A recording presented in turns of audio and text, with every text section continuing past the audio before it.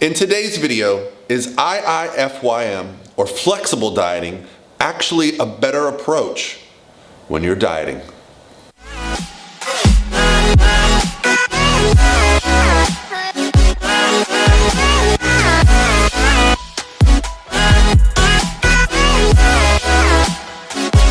All by myself.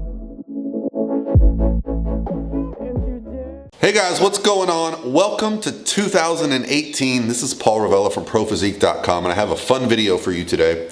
And for those that know I live in Florida, you're probably wondering why I'm wearing a hoodie. Well, guess what? It's like 50 degrees today, which is it's fun for us because we get to wear some different clothes, but a little strange. But today's video is specifically about a new issue of mass, the monthly application of strength sport. People always ask me, hey Paul, how can I do what you do for a living?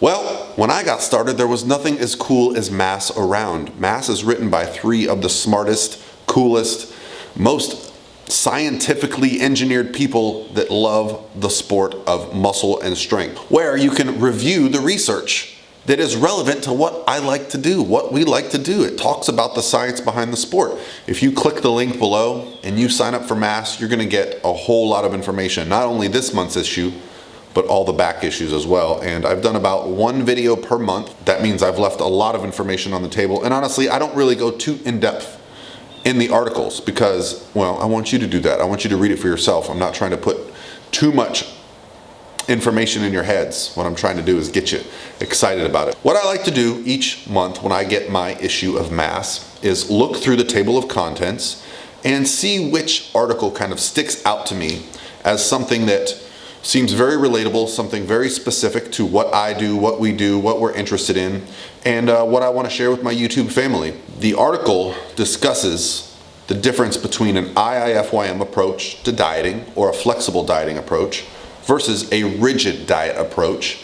And it specifically says in the title that an Iifym approach might be better for micronutrients. And that might sound strange because a lot of people associate Iifym with eating junk food.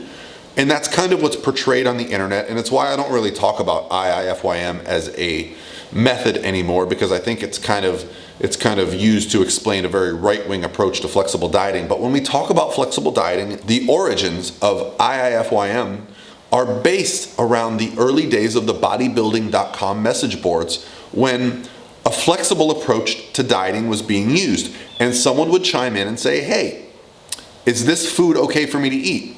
And someone would say, it's okay to eat if it fits your macros. Now, the goal with flexible dieting, and the reason I don't use the term Iifym anymore, is because the term kind of is associated with junk food. But the real value in flexible dieting is not eating junk food. It's that, you know, if someone hates eggs, they don't have to eat eggs. If someone hates tuna or fish or chicken, they don't have to eat it, right? You get to include foods that you enjoy, and midway through prep, if you get burnt out on one protein or carb or fat source, you can kind of change them.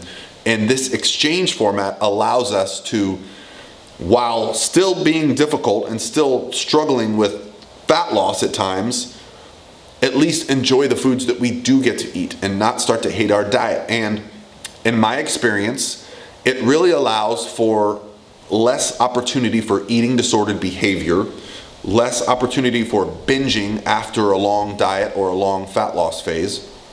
And so I am a huge proponent of flexible dieting, but I still believe you need to create a meal plan. You still need to plan ahead. You still need to meal prep, okay? I think a lot of people use the flexible dieting approach as an excuse to kind of just eat whatever they want all day long, and then their last meal of the day will just be some funky numbers that they have to hit.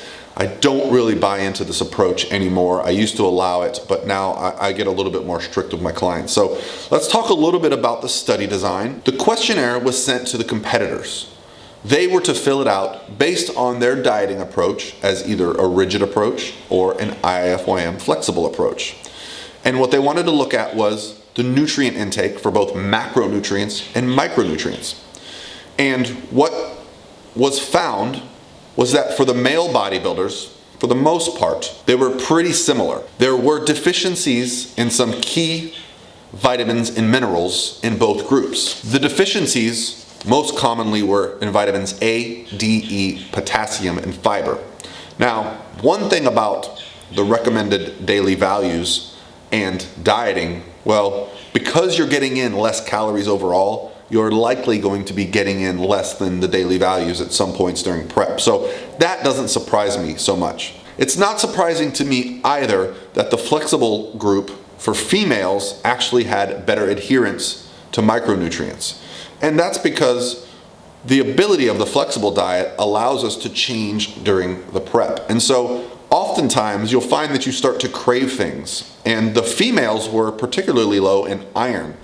Now, if you're low in iron, one thing you can do is start to eat a little bit more red meat. So that means if you're in prep and you're eating a lot of fish or chicken and you start to crave things like steak, well, with a flexible approach, you can simply switch around your food sources to hit your daily goals, including some red meat if you would choose. That's one way to do it. The rigid group would not have that opportunity. And so right there is probably the biggest difference.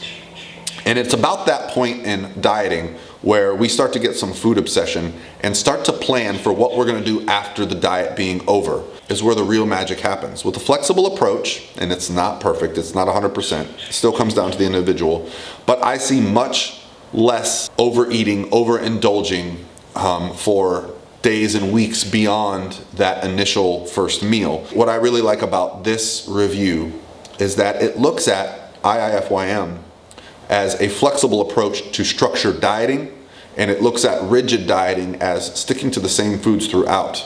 Now, adding in things like multivitamin is a huge necessity for either approach, because when calories are restricted, it is going to be difficult to get in the recommended daily value for certain vitamins and minerals.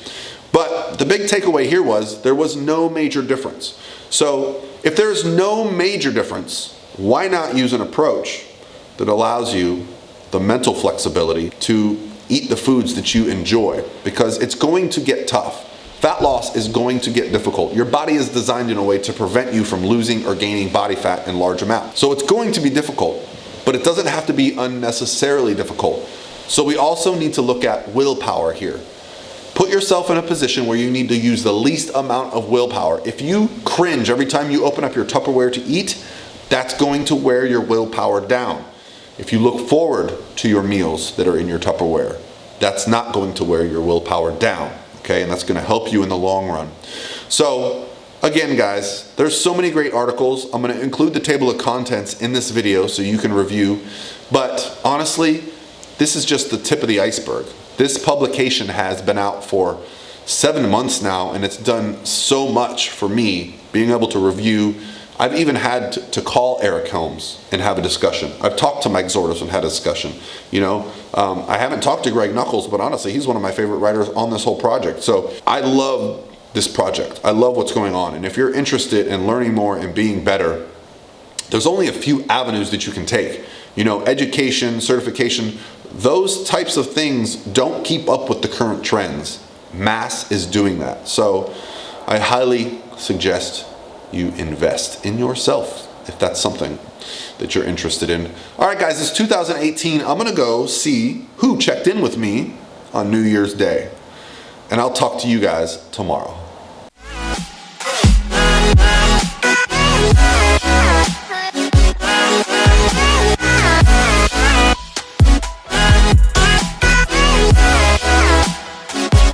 All by myself.